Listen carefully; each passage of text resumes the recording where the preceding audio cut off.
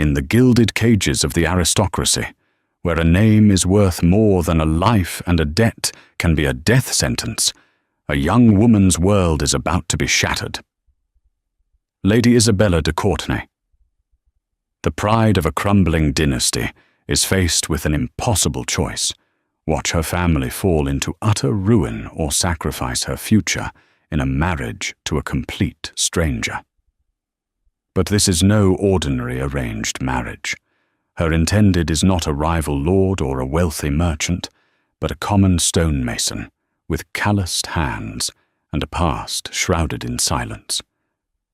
She believes this union is her ultimate humiliation, the end of her story. She has no idea it is the beginning of a dangerous secret that could either save her or destroy them all. The late autumn rains of 1825 fell upon Northwood Manor, not as a cleansing baptism, but as a persistent weeping mourner. The water traced paths through the grime on the great mullioned windows and slicked the moss on the stone balustrades that were beginning to crumble.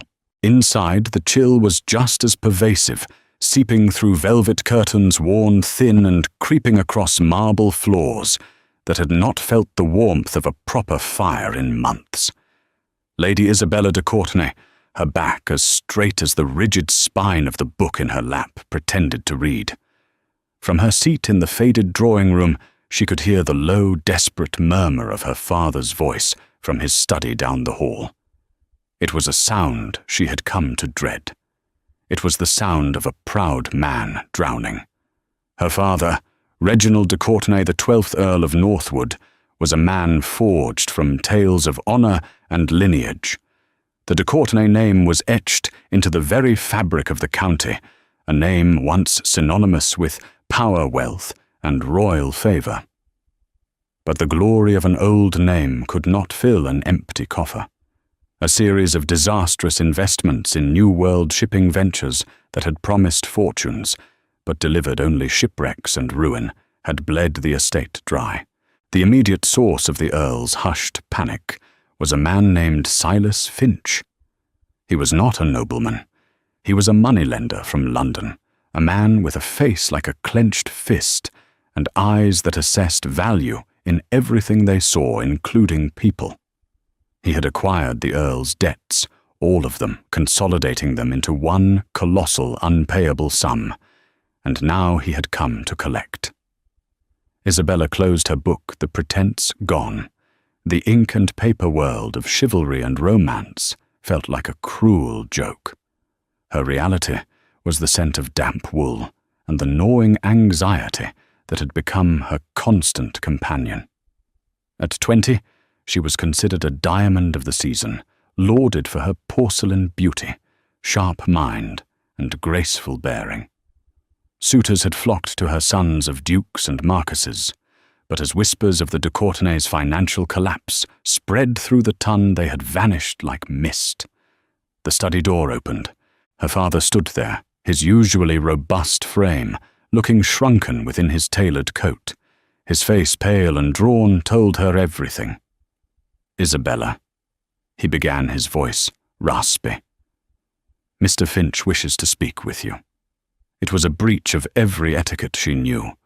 A tradesman did not simply wish to speak with the daughter of an earl. She rose, her silk skirts rustling in the quiet room, and walked towards the study with a sense of grim inevitability. Silas Finch did not rise when she entered. He remained seated in the Earl's finest leather chair, a glass of her father's best brandy held loosely in his hand. He looked as if he already owned the place. "Lady Isabella," he said, his voice a low, gravelly thing. "A pleasure." "Mr. Finch," she replied, her tone pure ice. "You will find little pleasure in this house. As you can see, we have fallen on hard times." A smirk played on his thin lips. "Oh, I am well aware. It is the subject of my visit. Your father's estate, his title, this very house. It is all, shall we say, mortgaged to me. And the note is due." The Earl sank into a chair, his head in his hands. I have asked for more time, Isabella. He will not grant it. Time will not magic gold from the air, my Lord Finch said smoothly. However, I am not an unreasonable man. I do not wish to see a name as old as de Courtenay erased from the peerage. I have a proposition, an alternative form of payment. Isabella's heart went cold. She knew what this meant. He would demand her hand in marriage, a crude attempt to purchase his way into society. She steeled herself for the revulsion, the fight she would have to put up. Finch let the silence stretch, savouring his power. Then he chuckled a dry, rattling sound. "Oh, put your daggers away, my lady. It is not my hand I am proposing. I am a widower and content in my station. No, this is far more practical." He leaned forward, his eyes glinting. "I have a business associate, a man of humble origins but of immense skill and potential. He requires a wife, a noble wife, to lend a certain legitimacy to his future endeavours. You will marry him?" The room seemed to tilt. Isabella stared, certain she had misheard. "You want me to marry a commoner?" The word dripped with a century of ingrained superiority. "He is a stonemason," Finch stated, as if discussing the weather. "A very fine one." The Earl shot to his feet. "Absolutely not. This is an outrage. My daughter will not be bartered like livestock to a tradesman. Then you will be homeless by week's end." Finch countered his voice, losing its feigned civility. "Northwood will be mine. I will sell its contents piece by piece, starting with the de Courtenay family portraits. Your name will be a cautionary tale whispered in the drawing rooms of London. You will have nothing." The threat struck home, a physical blow. Isabella looked at her father's ashen face, at the tremor in his hands.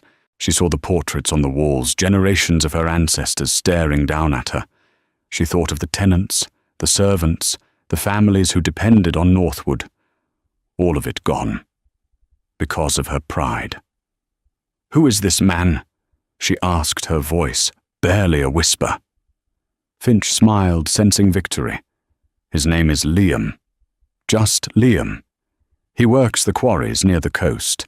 A man of simple tastes, I assure you. He will not trouble you with conversation." The dismissal, the casual cruelty of it, was almost worse than the proposal itself. She was to be handed over to a nameless, faceless labourer, a man who worked with dirt and stone, and she was expected to be grateful. In exchange for this marriage, she said, forcing the words out, "the de Courtenay debt will be considered paid in full, every last shilling," Finch confirmed. "I will hand the notes to your father the moment the parish register is signed. Your family's name will be saved. Your father will keep his home, his title, all for the price of one small, unhappy bride." Isabella looked away from Finch's triumphant gaze and met her father's eyes. She saw in them a storm of shame, despair, and a desperate, pleading hope. He would not force her. He would never utter the words. But his silence was its own command. She was a de Courtenay, and the de Courtenays, above all else, endured. They sacrificed. She had been raised to be a prize to marry for status and advantage. Perhaps this, in its own grotesque way, was the same thing. She was not marrying for a dukedom, but for the survival of her own legacy. Taking a slow, steadying breath that felt like breathing in ground glass, she turned back to Silas Finch. Her expression was a mask of cold, regal indifference. "Inform your stonemason," she said, each word a chip of ice, "that he may prepare for a wedding." The wedding was a thing of furtive shame. There was no grand ceremony in the family chapel, no guests from London, no cascade of white blossoms. It took place in a small, damp parish church, miles from Northwood, with only a grumbling vicar, a nervous solicitor, and a silent, disapproving Mr. Finch as witnesses. Isabella wore a simple travelling dress of deep grey wool, the colour of ashes. It felt appropriate. She had not laid eyes on her groom until the moment she stepped into the church. He was standing by the altar, his back to her, speaking in a low tone to the vicar. He was tall, broader in the shoulder than the slender nobleman she was accustomed to. He was dressed in a plain but well-made dark coat and trousers clothes that seemed to sit uncomfortably on his powerful frame. When he turned, she felt a jolt that was not revulsion, but a strange, unnerving surprise.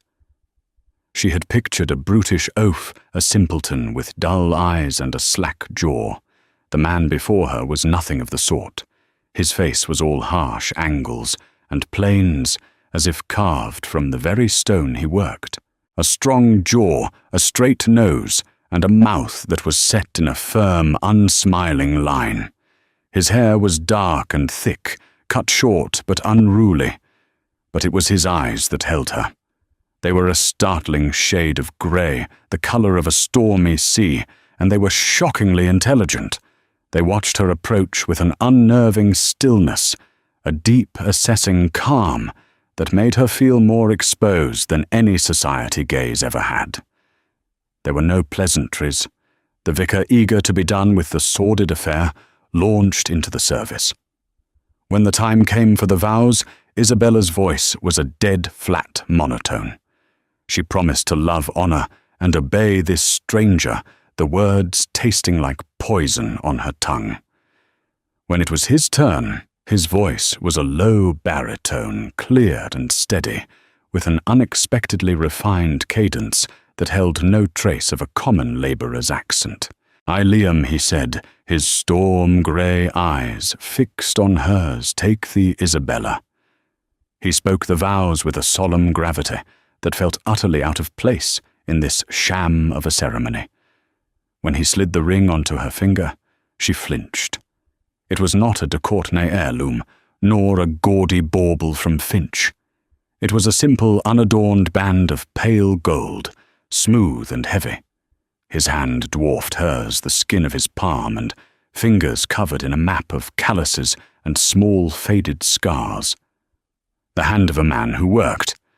The touch was brief, yet a strange warmth lingered on her skin. The moment the register was signed, Silas Finch clapped his solicitor on the back. "Done!" he declared, handing a thick bundle of papers to the trembling Earl. "The debt is cleared. My lord, my lady, a long and happy life to you." The sarcasm was a tangible slime in the air. Outside the church, a simple, sturdy cart waited, hitched to a single brown horse. It was to be her wedding carriage. Liam lifted her trunk into the back with an ease that spoke of immense physical strength. He then turned to her, and for the first time spoke to her directly.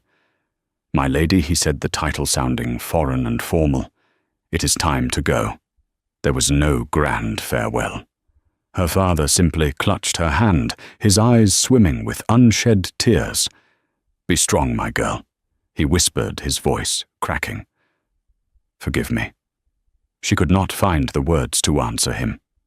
She merely nodded, pulling her hand away and allowing Liam to help her onto the hard wooden seat of the cart. She did not look back as they pulled away, could not bear to see the great house of Northwood saved at the cost of her own soul. The journey to her new home was silent. Isabella sat rigid, staring out at the rolling hills and sodden fields, her entire being a knot of misery and pride. She had expected her husband to be deferential, or perhaps boastful of his new noble wife. Liam was neither. He handled the reins with quiet competence, his gaze fixed on the road ahead.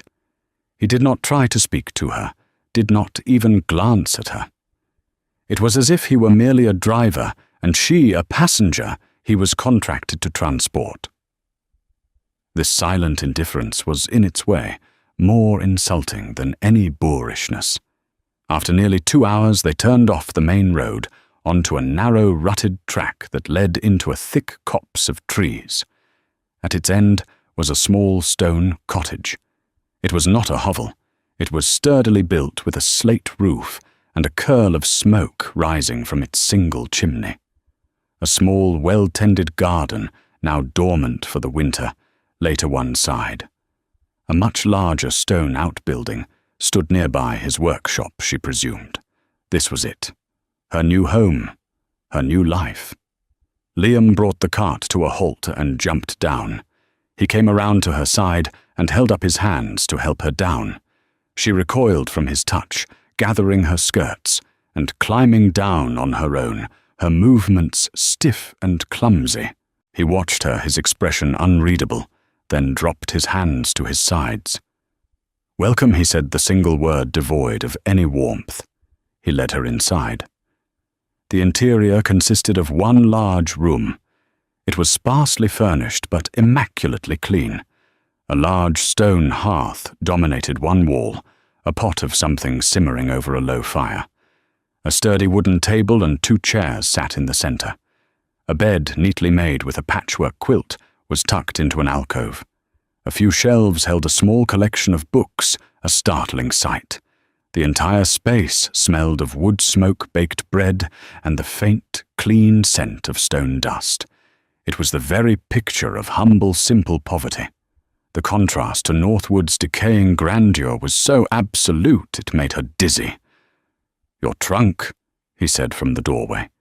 He brought it in and set it down by the wall. "You will want for nothing essential. There is food. The well water is clean. The bed is yours." She turned to face him, her own voice sharp with unshed tears and fury. "The bed is mine, and where, pray tell, do you intend to sleep, husband?" For the first time, a flicker of some emotion crossed his face. Not anger, but something more like weary resignation. "There is a cot in the workshop. I am often at my forge late into the night. It is more convenient." He was offering her an escape, a preservation of her privacy, her person. It should have been a relief, but in her raw state, it felt like yet another rejection. He didn't even want to be near her. She was a duty, a contract fulfilled. "I see," she said coldly. "A marriage in name only. How very civilized of you, Mr. Liam."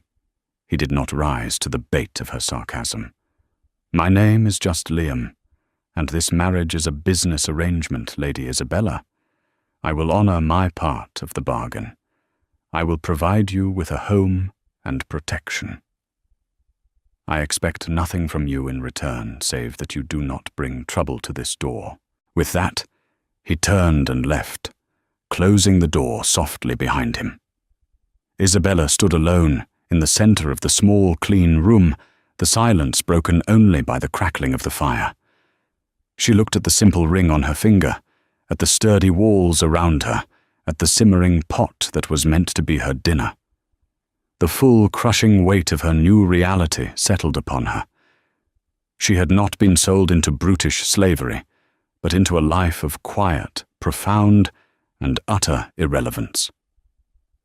She was the wife of a man who didn't want her in a home that was a cage, her name, and past a bitter memory.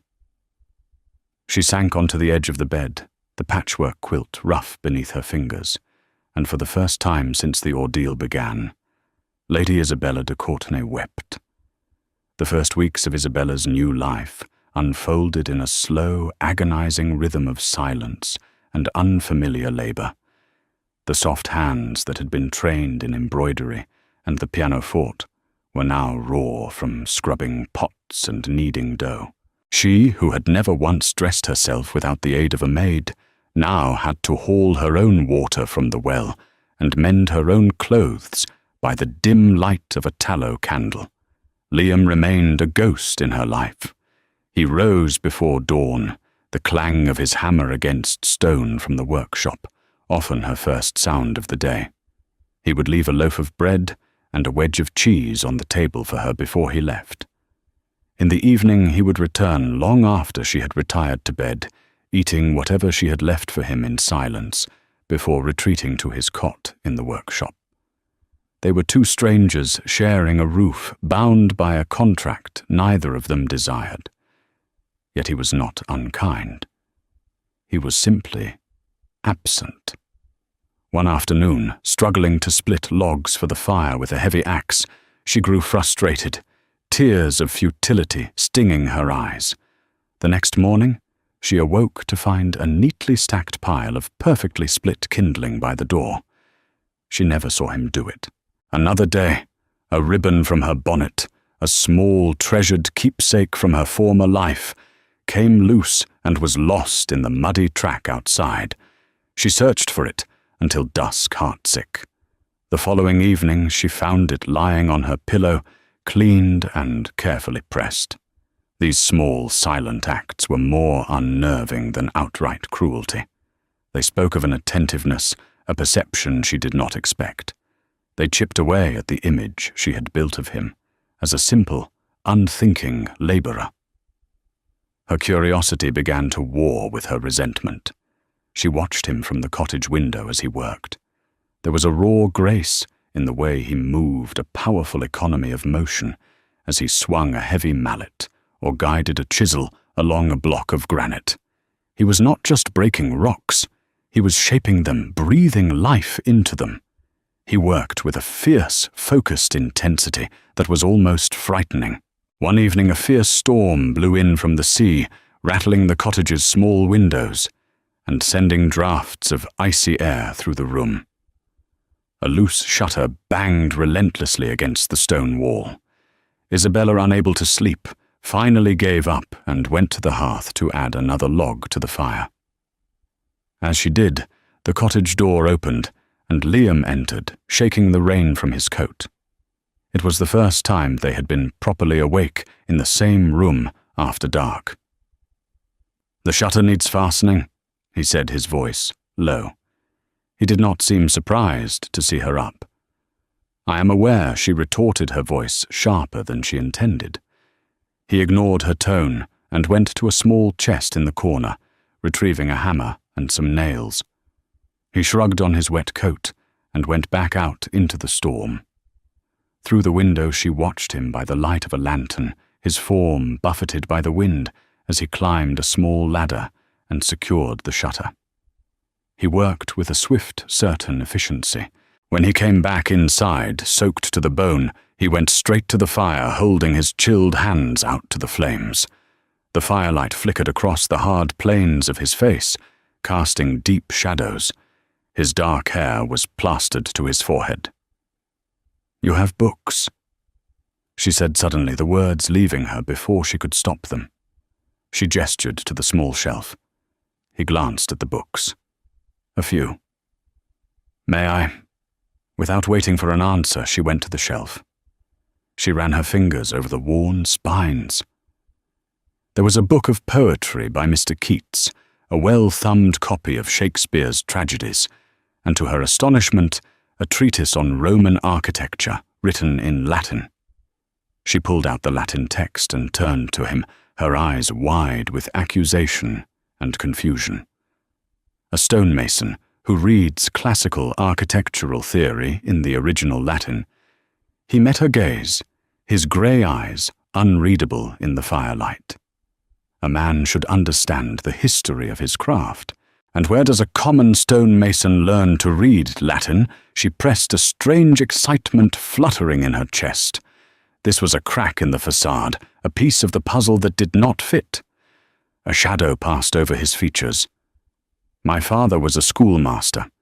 He believed education was a gift that belonged to all, not just the rich. It was the most he had ever said about his past. A schoolmaster's son. It explained the refined accent, the books, but it did not explain the raw power in his hands, or the deep abiding sadness she sometimes saw in his eyes when he thought no one was looking. Why did you agree to this?" she asked, her voice softer now. "This marriage. Finch said you needed a noble wife." Why, he turned away from her, staring into the flames. Finch's reasons are his own. I had mine. Which were he was silent for a long moment. "Some things are worth more than pride, Lady Isabella. You of all people should understand that." The words were a gentle rebuke, but they hit their mark. He was right. She had swallowed her pride to save her family. What had he swallowed his for? Before she could ask another question, he straightened up. "The storm is passing. You should get some sleep." He gave a short, formal nod and headed for the door that led to his workshop. "Liam," she called out. He paused his hand on the latch, but did not turn. "Thank you," she said quietly, "for fixing the shutter." He stood motionless for a beat, then opened the door and was gone, leaving her alone with the dying fire and 1,000 new questions. The man she had married was not a simple stonemason. He was a contradiction, an enigma wrapped in calloused hands, and a profound, impenetrable silence. And for the first time, Isabella de Courtenay felt not revulsion or pity for her husband, but a dangerous, burgeoning intrigue. She was beginning to suspect that his secrets were far deeper and darker than her own. The fragile truce, forged in the stormy night, settled into a new, less hostile silence. Isabella found herself observing Liam not with contempt, but with a cautious, analytical eye. She noted the way he moved with the quiet confidence of a man accustomed to command, not servitude. She listened to the few words he spoke, catching the cadence of a formal education he tried to suppress. He was a living paradox, and Isabella, who had spent her life deciphering the subtle codes of high society, found herself utterly engrossed by the mystery of her own husband. One afternoon, a travelling peddler came by the cottage, his cart laden with goods from London. Eager for any link to the world she'd lost, Isabella bartered a small portion of her egg money for a day-old newspaper. That evening, as she read by the firelight, a small article tucked away in the society pages caught her eye. Duke of Blackwater's estate. Near's settlement. The article spoke of the tragic loss of Duke Alistair Beaumont, who was presumed drowned 6 months prior when his yacht was caught in a squall off the Northumbrian coast. His body was never recovered. The title and vast estates were now set to pass to his closest living relative, a cousin named Lord Geoffrey Beaumont. The article lauded Geoffrey as a stabilizing force who would bring renewed vigor to the ancient ducal seat. Isabella read the name again. Duke Alistair Beaumont. Blackwater. The name was familiar. The Beaumonts were one of the oldest and most powerful families in the kingdom, their ancestral lands a fortress-like territory in the rugged north. The drowned duke had been something of a recluse, rarely seen in London, but his immense wealth and power were legendary. A sudden chilling thought struck her. She remembered the day she had been mending one of Liam's work shirts. Tucked deep within an inner pocket, she had found a small, heavy object. It was a signet ring, tarnished and worn, but the crest was still visible, a snarling bear, rampant, holding a jagged spear. It was a crest she didn't recognize, certainly not that of a commoner. On impulse, she had hidden it away in her own small jewelry box.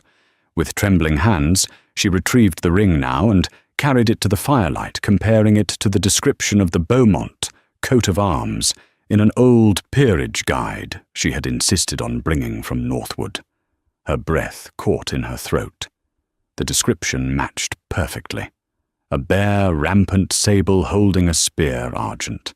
The crest of the Dukes of Blackwater. Her mind raced, trying to connect the impossible dots. A drowned duke, a stonemason with a nobleman's education who carried the duke's signet ring, a man named Liam who looked at the world with the assessing eyes of a commander. It couldn't be. It was madness, a coincidence. He must have found the ring or stolen it. Yet the questions lingered, poisoning the tentative peace between them. She began to watch him with a new, fearful intensity. She saw the tension in his shoulders whenever a stranger passed on the road, the way his eyes would scan the horizon, as if searching for a threat. This was not the caution of a simple man. It was the vigilance of a hunter or the hunted. The arrival of Silas Finch a week later shattered her world completely. He arrived unannounced on a fine black mare, his presence an oily stain on the clean country air. He found Isabella in the garden, gathering the last of the autumn herbs. "Lady Isabella?" he drawled, dismounting with a smug air. "Enjoying the rustic life? It seems to suit you. You have colour in your cheeks." "What do you want?" "Finch," she demanded, rising to her face, her hands full of thyme.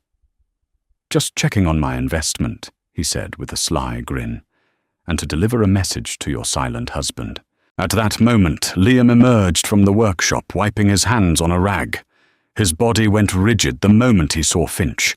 His face became a mask of cold fury, his grey eyes turning to chips of ice. "You were not to come here," Liam said, his voice a low, dangerous growl that Isabella had never heard before. "Circumstances change, my friend," Finch said, unperturbed. "Your dear cousin Lord Geoffrey has become impatient. He's petitioning the Crown to have you declared legally dead. He wants to finalize his claim on Blackwater. He's also been asking questions, putting out feelers. He's heard whispers of a man matching your description, working the southern quarries." Isabella froze, the herbs falling from her numb fingers. "Your dear cousin, Lord Geoffrey. Blackwater." It was true. All of it. The man standing before her, covered in stone dust, was not Liam the stonemason. He was Alistair Beaumont, the supposedly dead Duke of Blackwater. "Geoffrey knows nothing, Alistair." She couldn't think of him as Liam anymore, snapped. "He knows enough to be suspicious," Finch countered. "He has men searching. Quietly, of course. Men who are not afraid to get their hands dirty. I arranged this marriage, this quiet little life for you, as we agreed. It was meant to keep you hidden while you gathered whatever proof you needed. But your cousin is moving faster than we anticipated. The game is changing." Isabella felt a wave of nausea. This marriage, her sacrifice, her humiliation, it wasn't about settling a debt. It was a lie. It was a hiding place. She was a piece of camouflage, a respectable cover for a duke playing at being a commoner. What proof Alistair demanded his attention solely on Finch? The proof that he hired the captain of your yacht to scuttle the boat in that storm and make sure you went down with it, Finch said bluntly. The captain got greedy. He tried to blackmail Geoffrey for more, and now the captain has conveniently disappeared. Geoffrey is tying up loose ends. The casual mention of attempted murder of assassination made the world spin. This was not a society scandal. This was a matter of life and death. "Your presence here endangers us both," Alistair said, taking a menacing step towards Finch. On the contrary, Finch held up a hand. "I bring an opportunity. Geoffrey is hosting a grand ball at his London house in a fortnight to celebrate his impending inheritance.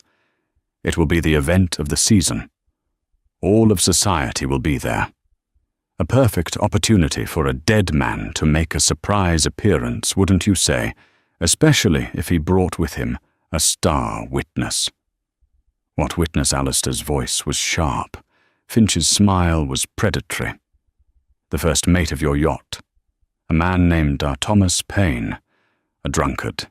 But his memory is sharp when lubricated with coin. He saw the captain take Geoffrey's money. He's been in hiding, terrified for his life. For a price, I can deliver him to you." Isabella stared at the two men, her mind reeling. Her father's debt. Finch. Her husband, the Duke.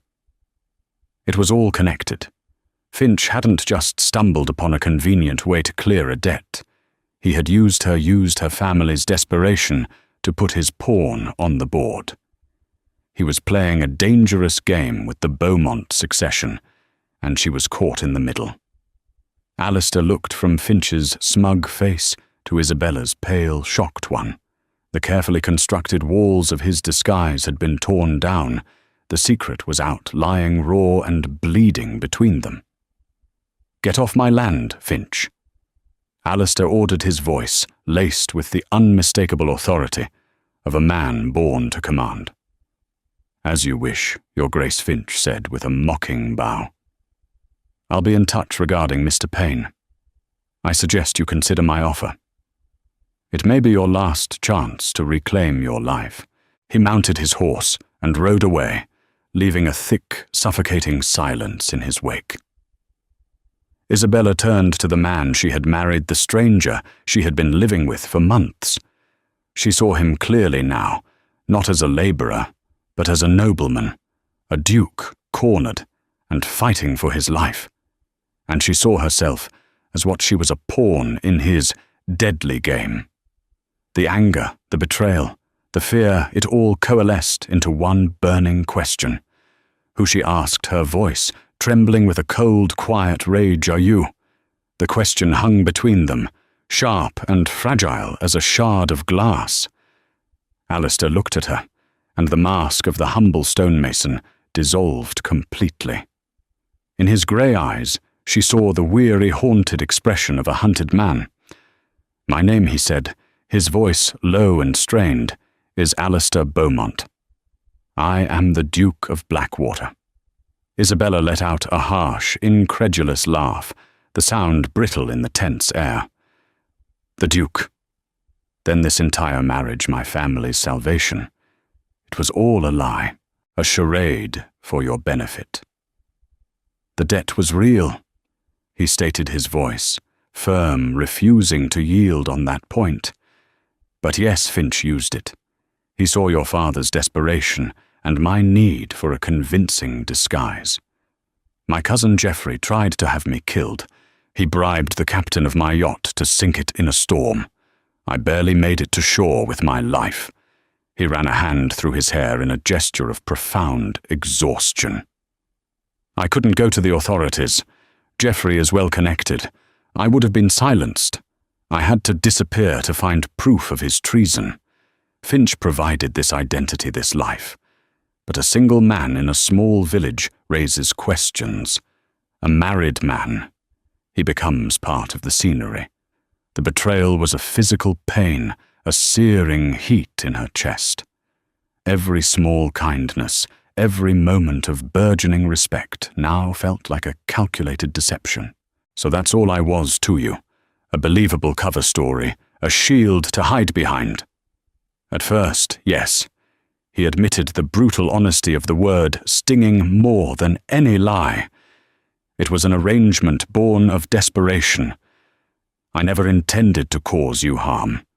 I swore an oath to protect you, Isabella, and I have tried to honor it. Peace, she cried out, her voice raw. You speak of protection, while your cousin sends murderers to our door. As if summoned by her words, the sound of hoofbeats, fast and heavy, thundered down the track. It wasn't a single rider. Alistair's head snapped up, his entire body instantly alert. He grabbed Isabella's arm, his grip like iron, and pulled her towards the cottage. Get inside, he commanded, his voice dropping to a deadly whisper. Bar the door and stay away from the windows. Before she could react, 3 riders burst through the trees. They were rough, hard-faced men, with the predatory look of hired thugs. They reined in their horses, their eyes fixing on Alistair. That's him, the leader snarled. Lord Geoffrey sends his regards. He's very particular about tying up loose ends. Alistair pushed Isabella behind him, shielding her with his body. The 3 men dismounted and advanced, brandishing heavy cudgels. In that moment, Isabella watched the stonemason vanish, replaced by something far more dangerous. He moved with a fluid, lethal grace she couldn't have imagined. When the first man lunged, Alistair sidestepped, using the man's own momentum to send him crashing into the second attacker. He disarmed the third with a swift, brutal strike to the wrist, sending the cudgel flying. He was not a brawler. He was a trained fighter, his movements precise and devastatingly effective. The brief, violent struggle was over in moments. 2 of the men were groaning on the ground, and the third was scrambling back to his horse, his face a mask of fear. Alistair picked up the fallen cudgel, his chest heaving slightly. "Tell Geoffrey," he said, his voice dangerously calm, "that the Duke of Blackwater is not as dead as he'd hoped." The man needed no further encouragement, spurring his horse and fleeing into the woods. Alistair stood for a moment, the violence draining away to be replaced by a grim certainty. He let the cudgel drop and turned to Isabella. The cut on his cheek and his bloodied knuckles were stark proof of his story. The fight had terrified her, but it had also irrevocably stripped away the lie. This was his reality, and now it was hers. "They will be back," he said, his voice grim. "With more men. We can't stay here." Her anger had been burned away by a cold, sharp fear. "Where will we go? To the one place I have allies. We're going home, to Blackwater." He looked at her. Then the Duke and the stonemason finally won. "Isabella, I know I have deceived you. You have every right to hate me, but your life is in as much danger as mine. I swore an oath to protect you, and I will die before I break it. But you have to trust me." She looked at his resolute face, at the aftermath of the fight around them. Her old life was gone. Her new life had been a lie. All that remained was the terrifying, unbelievable truth and the man standing before her. Taking a deep, shuddering breath, she met his gaze, her decision made. "What do we do now?" "Your Grace," the title so formally uttered, seemed to hang strangely in the rustic air. A ghost of a smile, weary and ironic, touched Alistair's lips. For now he said just Alistair. "We don't have time for titles." There was no room for recriminations. Survival was the only imperative. The quiet stonemason was gone, replaced by a commander. His orders were swift and logical as they prepared to flee into the night. "We take only what we can carry," he instructed, stuffing a canvas sack with dried meat, a water skin, and a heavy purse of coins. "Wear your sturdiest boots and your darkest dress. We must be ghosts." Isabella moved with a newfound urgency, her mind still reeling. She packed essentials, her hands ignoring the fine silks, and instead choosing practical wool. As she worked, she saw Alistair retrieve a long cavalry sword and a brace of pistols from a hidden compartment beneath the workshop floor. The sight of him, armed, his face set in grim lines, was terrifying, and yet paradoxically reassuring. The man she had married was not simply a duke in hiding. He was a warrior. They left the cottage as dusk bled into night, abandoning the false life they had shared. They did not take the cart, but melted into the woods, Alistair leading them through the tangled undergrowth with a woodsman's ease. The journey north was a grueling ordeal that stripped away every last vestige of Lady Isabella. The wilderness was an unforgiving master. Her fine dress was torn by thorns, her boots were scuffed and thin, and her muscles ached with a fatigue so deep it felt embedded in her bones. Yet as the days and nights bled into one another, something within her began to change. The proud, sheltered noblewoman was being pared away, revealing a core of resilience she never knew she possessed. She learned to read a trail to find clean water, to stay silent and still for hours while they hid from passing patrols. The world had become a far more dangerous place, but she felt strangely more capable of navigating it. Alistair was a patient teacher and a constant guardian. He showed her which berries were safe, how to build a smokeless fire, and how to wrap her feet to prevent blisters. He cared for her with a quiet, practical intensity that went far beyond a simple vow. One night, as a cold rain fell, they huddled together for warmth beneath a rocky overhang. Isabella began to shiver uncontrollably, the damp chill seeping into her very marrow. Without a word, Alistair removed his own thick coat and wrapped it around her shoulders. He pulled her closer, his arm, a solid, warm presence around her, a shield against the storm. "You're stronger than you think, Isabella," he murmured into the darkness, his voice a low rumble against her ear. "I was raised to be decorative," she whispered, back her teeth chattering. "To grace a drawing room, not a ditch." "A drawing room is its own kind of battlefield," he countered softly. "It requires strategy and a different kind of courage. You have that. You survived Finch. You survived being sold into this marriage. You will survive this." In the shared darkness, sheltered from the storm, the barriers between them finally crumbled. She leaned her head against his shoulder, exhausted, but no longer afraid, and felt the steady, reassuring beat of his heart. The intimacy of the moment was more profound than any she had ever known, a bond forged not in a ballroom, but in the crucible of hardship. As they drew closer to the northern territories, the landscape changed to rugged moors and stark granite tors. This was his land, and Alistair moved with a new confidence. Their destination was a small, fortified manor house belonging to Sir Robert Pace, a bannerman sworn to the House of Beaumont for centuries. They arrived after nightfall, and Alistair gave a coded knock on a small postern gate. When it opened, a grizzled man-at-arms holding a lantern dropped it in shock. "Your Grace," he gasped. Within moments they were in the main hall, surrounded by loyal guards.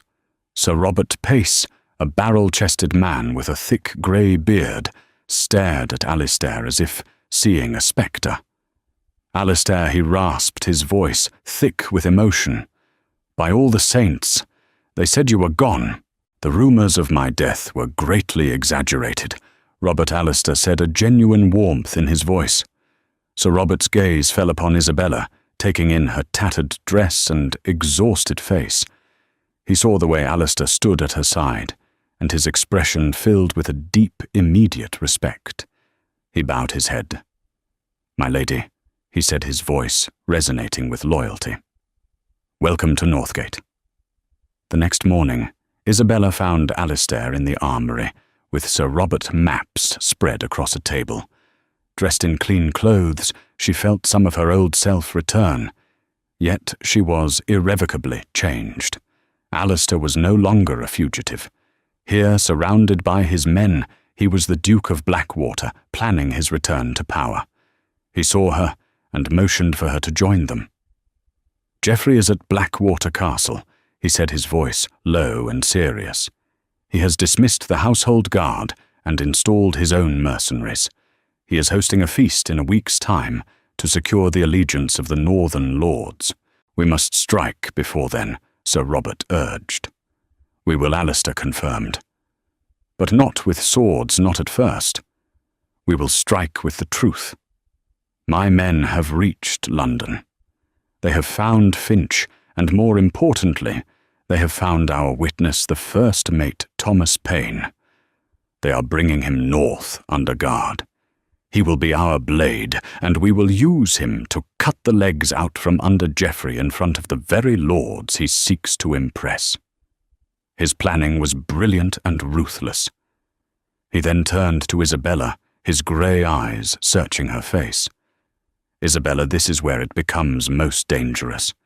When we return to the castle, you will be at my side as the Duchess of Blackwater.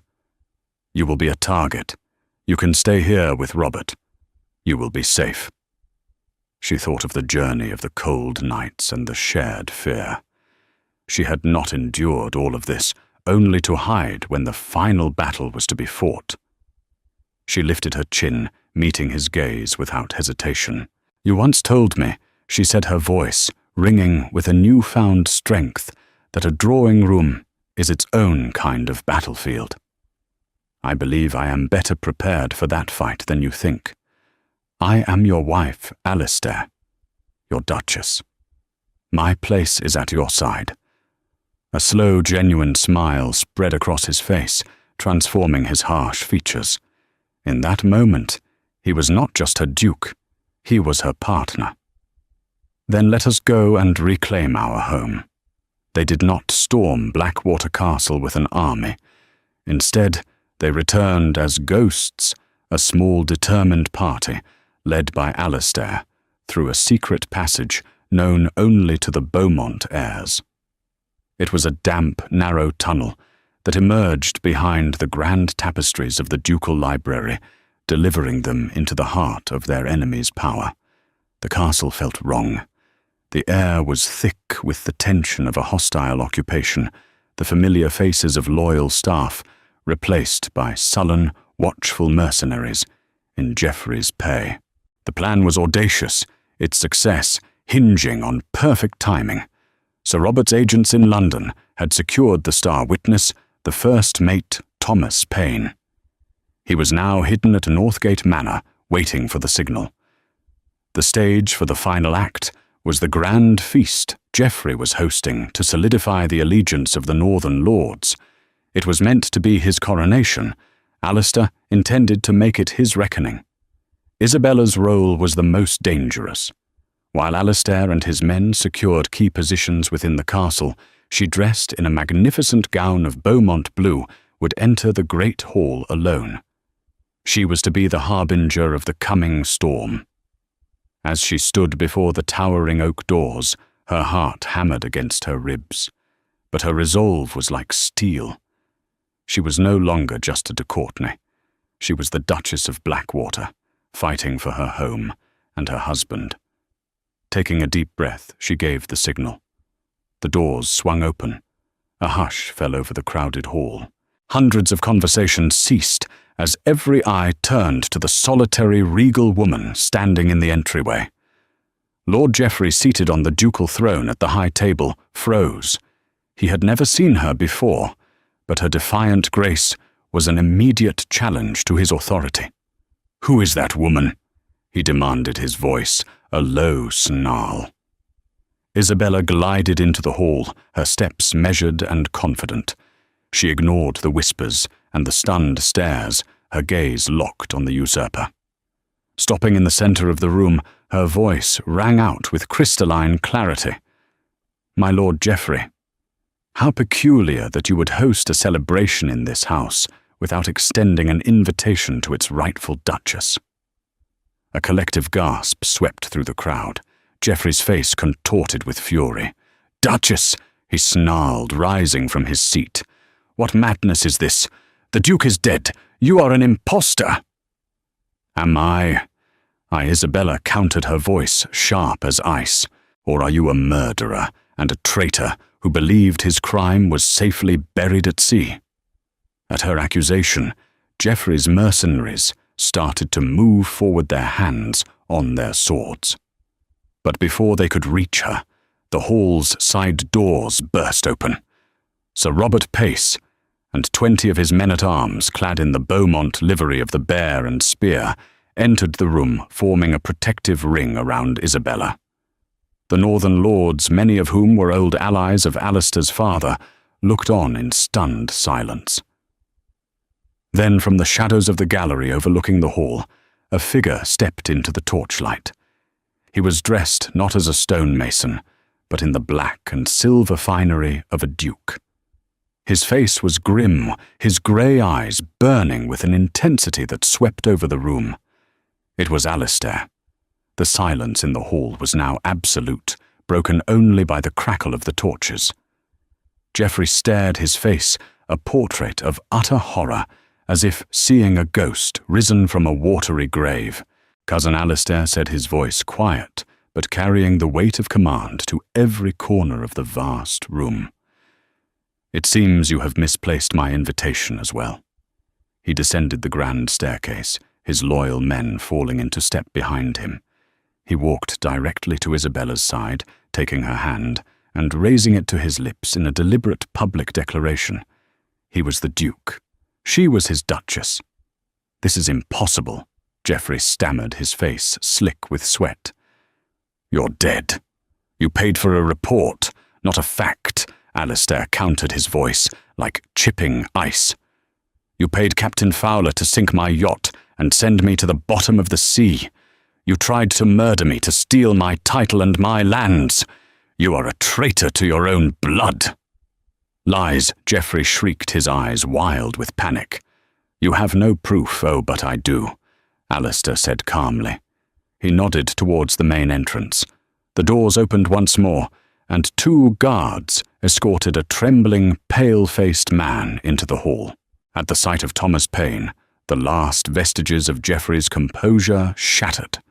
With a desperate roar, he drew his sword and lunged not at the formidable Alistair, but at Isabella. "If I am to be undone, I will take your Duchess with me." He never reached her. Alistair moved with lightning speed, his own cavalry sword appearing in his hand as if by magic. The clash of steel rang through the hall. The fight was brutally short. Geoffrey was driven by panicked rage, while Alistair was a survivor, fighting for his life and his love. With a swift, disarming move that sent Geoffrey's sword clattering across the stone floor, Alistair pressed the tip of his blade to his cousin's throat. The fight was over. Geoffrey's mercenaries, seeing their master defeated, threw down their weapons. "Seize him," Alistair commanded. Sir Robert's men dragged the whimpering, defeated Geoffrey away. Alistair sheathed his sword and turned to the stunned assembly. Then he looked at Isabella, his expression softening completely. In front of all his people, he cupped her face in his hands, his thumbs gently stroking her cheeks. The calluses were still there, a reminder of the stonemason she had married, of the perilous journey that had forged them into one. "It is over," he murmured for her ears only. She looked up at him, the powerful duke, who had been her humble husband. She saw the strength that had protected her, the honor that had driven him, and the love that had grown in the most unlikely of circumstances. "No," she whispered back, a radiant smile spreading across her face. "It is just beginning." He lowered his head and kissed her, a deep, passionate kiss filled with all the unspoken words and shared hardships. The great hall erupted in a deafening roar of approval for the return of their true duke and the arrival of their courageous new duchess. From the ashes of a fallen house to the throne of a powerful duchy, Isabella's journey was more than a mere change in fortune. It was a transformation of the soul.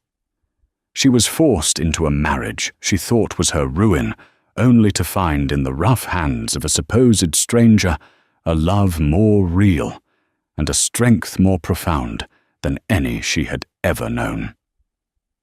Together, Alistair and Isabella proved that true nobility isn't found in a name or a title, but in courage, loyalty, and the willingness to fight for what is right. Theirs was a love forged not in the gilded ballrooms of high society, but in the fires of adversity, a testament to the fact that sometimes the greatest treasures are hidden in the most unexpected places. If their story of courage and unexpected love moved you, please show your support by giving this video a like and sharing it with someone who enjoys a tale of romance and intrigue. Don't forget to subscribe and click the notification bell so you won't miss our next story. What part of their journey surprised you the most? Let us know in the comments below. Thank you for listening.